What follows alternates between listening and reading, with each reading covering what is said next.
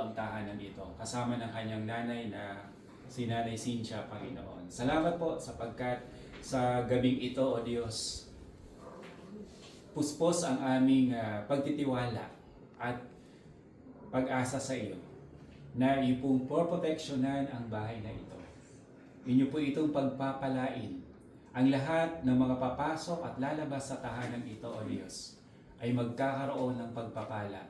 At higit sa lahat, ang may-ari ng tahanan ito ay magiging pagpapala sa lugar na ito, Panginoon. Ilalayo niyo po ito sa lahat ng uri ng kapahamakan na anumang sakuna. In Jesus' mighty name. Patuloy kang magsusugo ng mga anghel na titingin sa tahanan ito sa umaga, sa tanghali at sa gabi.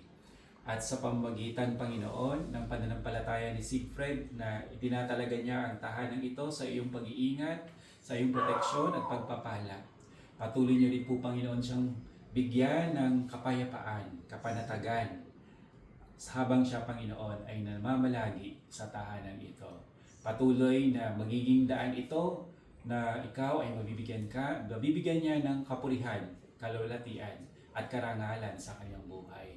Kaya naman, Panginoon, hawak namin ang bawat parte ng bahay na ito na pinapakita po namin, O Diyos, na kami ay nagpapakumbaba, na kami, Panginoon, ay nagtitiwala na ang bawat sulok ng bahay na ito ay nasa iyong mga kamay. At kung ito'y nasa iyong mga kamay, walang sino man o anumang bagay ang maaring sumira dito. Nasa iyo po itong pag-iingat at proteksyon.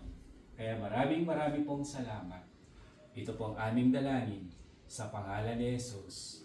Amen. Sabay-sabay po nating banggitin ang aming tinatalaga.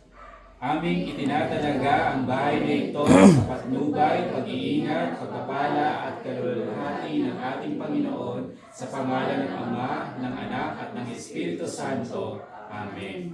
Ayan. Palakpakan po natin ang Panginoon.